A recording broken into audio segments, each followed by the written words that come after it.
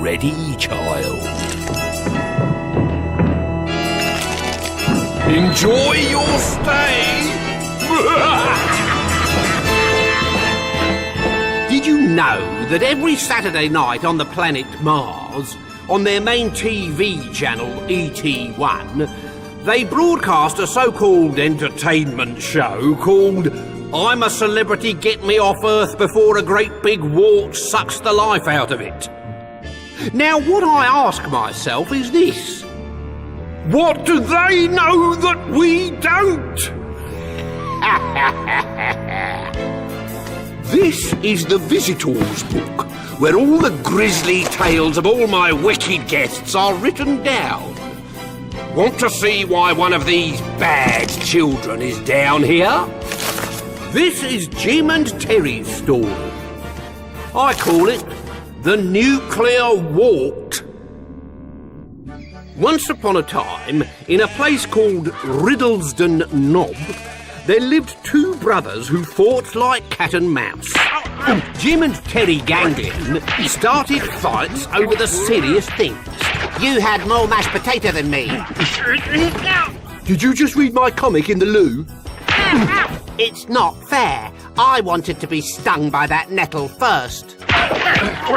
Ironically, their father was a peace protester who made Stop the War placards, while their mother was a feng shui expert who believed that life was better with positive energy. Stop it! Stop it! Stop it! Can't you see that you're creating a negative energy field? It was his fault. It doesn't matter whose fault it was. Badness builds up.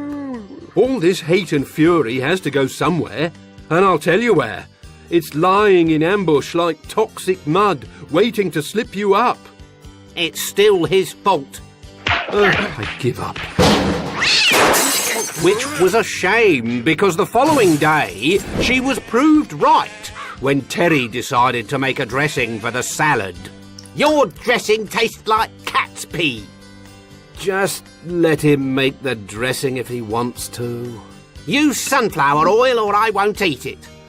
It's my recipe. It's my food. Did you see that unprovoked attack? Olive oil forever. Missed. Out. The fight moved into the garden, where all of a sudden, Terry got the shock of his life. Ah! I just touched something squidgy. Where? Here, look. It's stuck to my hand and is burrowing in with its tentacles. Get it off then. I can't. It's sucking stuff out of my veins. Ooh. Ah! And now it's feeding on me, you idiot! Ooh. It's still growing. I think it must be a vampire mushroom. Is it just me? Or is it breathing? That night, while the boys fought over which one of them the vampire mushroom preferred... Me! No, me, because I taste perfect, whereas you taste like something a dog parked on the pavement. Shut up. You shut up. No, you shut up. No, you shut up. Something hungry stirred in the garden.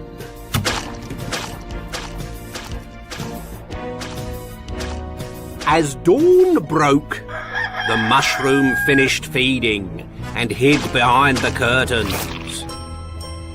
Wakey, wakey, rise and... You remember that bad energy I was talking about? The one I said would infect this house? I think I've just found it. It turned out the bad energy had a name. When the doctor came to give Mrs. Ganglion something to soothe her nerves, she couldn't help but notice it. While I'm writing you a prescription, would you like me to add something to get rid of that wart in the boys' room? Did you say wart? And not just any old wart. This is a nuclear wart, which is fed and kept alive by badness. Trevor Rooker from the Daily Scar. Does the wart take its strength from Jim and Terry? Yes, every time they're bad, it grows. In fact, we guesstimate that if this nuclear wart continues to expand at its current rate, it will destroy the entire planet in less time than it takes to eat a dodo. Jim and Terry were told to stop fighting immediately, but this was easier said than done. The announcement sparked a media frenzy, and irresponsible journalists paid big money to find out which of the bad brothers was baddest. Of course, the brothers were only too glad to demonstrate. Not just at home. I'm the baddest, but in the high street. No, I'm the baddest. And even in a television studio as guests on Jeremy Vile's early morning punch-up show. OK, boys, you can stop now. We're off air. I said you can stop now. I said, forget it. Turn the water cannon on them. In fact, Jim and Terry argued so much that within a week, the nuclear wart was bigger than the house itself. 1 week later, despite Mr. Ganglion's new placard that said, "Stop the wart," it broke free from the house and cast a cold shadow over the entire village. It drifted over a maximum security prison where its roots slithered through the barred windows into the cells. Once it had refueled, it moved on its way again, floating across the country, mining badness wherever it found it. In newspaper offices, in banks, and in the Houses of Parliament. And all the while, it continued to grow at a terrifying rate. Like a thick black cloud swaddling the sky, the nuclear wart brought darkness to the Earth. Is this the end of the world? Don't be stupid. While we've still got my peace placards, there's always a chance that the human race will unite in opposition to the wart. But scientists say that tomorrow it will be bigger than the Earth. What will happen then? Who knows? Still, let's look on the bright side. At least you two have stopped arguing and haven't hit each other in a week. There's not much point anymore. It seems rather selfish that a silly little dispute over oil... Actually, it was silly, wasn't it? Who cares whether a salad dressing's made from olive oil or sunflower? Exactly. Our pointless little argument has led to this nuclear wart. I can't speak for Terry, but I, for one, am very sorry. Me too. And I shouldn't speak for Jim, but after the way we've been getting on recently, I think I can. We wish someone could invent a time machine so that we could go back to a time before the wart and undo all the fighting that we did. Stupid boy! Even though nuclear warts are a reality, time machines still only exist in the pages of science fiction novels.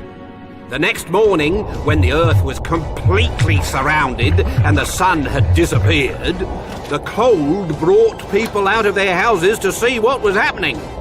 And it was then that the nuclear wart attacked. The wart head split apart, revealing billions of spiked black roots that exploded from its belly towards the ground. There was one for every human being on the planet. They sucked out the badness from the people's hearts and plunged on further into the Earth's crust, through layers of molten rock, down into the Earth's core where the nuclear wart sucked the life out of the planet. After 15 minutes, it was all over. All that was left of Mother Earth was a frazzled black mass spinning through space, leaving only the faintest trail of smoke behind it, like a burnt Yorkshire pudding. So if you are thinking of starting your own wart by fighting tooth and nail with your brother or sister, think again. Wart is hell, and that's a fact.